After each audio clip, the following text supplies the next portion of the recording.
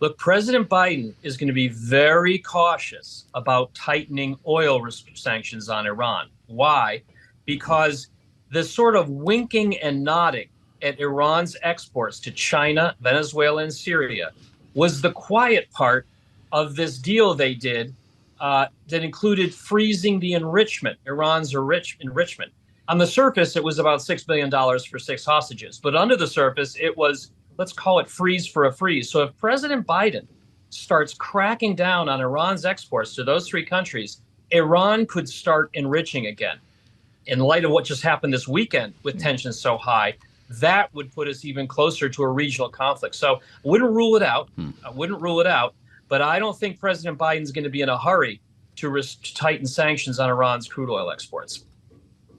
Bob, we heard earlier from Kevin McCarthy, the now former Speaker of the House, who, like many Republicans, was calling out the Biden administration and pointing to Iran. Here's what he had to say. Sanctions should go on Iran's production of oil. Under the last administration, Iran was only producing 400,000 barrels of oil a day. Now it's 3 million. They're making billions of dollars. They are wealthier, richer, and stronger under this Biden administration, and they're using that wealth to fund terrorism. Qualifying what Kayleigh was just referring to, we spoke with Ron Dermer today as well, Bob, the Strategic Affairs Minister in Israel.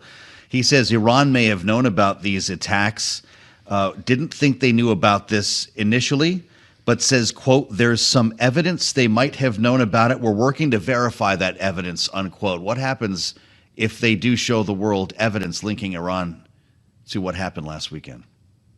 Yeah, so I saw that interview. It was fantastic, and I raised it to my clients as well right away. Fantastic. No, that was very important.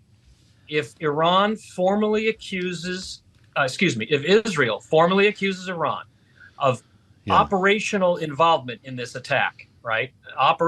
Directing it, coordinating it, knowing about it, and produces incontrovertible evidence of that in public, I think the markets will discount a much higher crude disruption risk.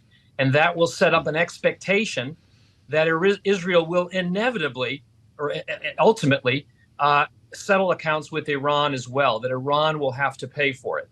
Now, there is the issue of sequence, though. I don't think the Israelis would be in a hurry to show the evidence and to take Iran now. I think they want to deal with one problem at a time if they can. And the next big thing is going to be the ground invasion of Gaza.